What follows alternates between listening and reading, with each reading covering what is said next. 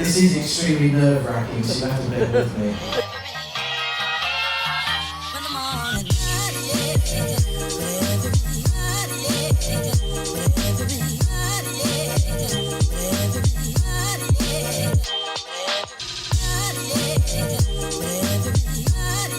Anxiety has us running at double speed, and if you suffer from anxiety, you'll know exactly what I'm talking about. It's as if it pours petroleum on our energy for the day and then lights it. So today I want to reveal to you the secret of what fuels all anxiety. It's a secret that your anxiety does not want you to know. So here's the secret. All anxiety is anticipatory. It's all based on future events. Something that's going to happen later today, that's going to happen tomorrow, in a month's time, 6 months' time, something we're not in control of, and something we're uncertain about what the outcome will be. At that point, it starts throwing up all these what ifs. Well, what if this happens? What if that happens?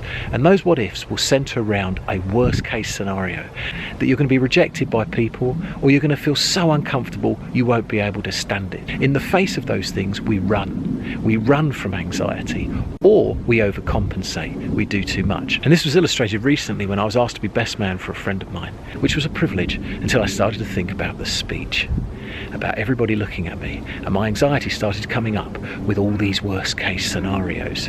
What if you panic when you're up there? What if no one laughs at your jokes? What if you look like an idiot? What if you offend people? What if you're heckled and don't know what to say? What if your voice quivers?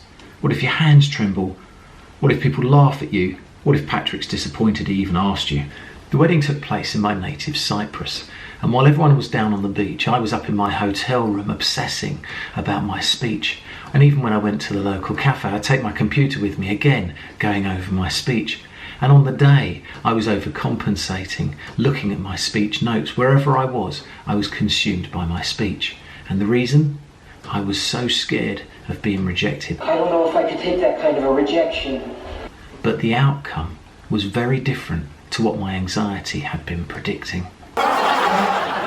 He told me to keep it a secret. So I learned a very important lesson that day. All anxiety is anticipatory, and it doesn't want you to know this. It doesn't want you to know that anticipation is so much worse than participation. I'd been catastrophizing all the way along. It wasn't half as bad as my anxiety had been predicting. In conclusion, I'd like to ask you a very important question. When has your anxiety ever been an accurate indicator for what happens in the future? When has it ever accurately told you exactly what was going to happen? So the answer to that question is probably never. And so the secret that anxiety doesn't want you to know is that it's all anticipatory, and that once you're there, it's never as bad as you predict.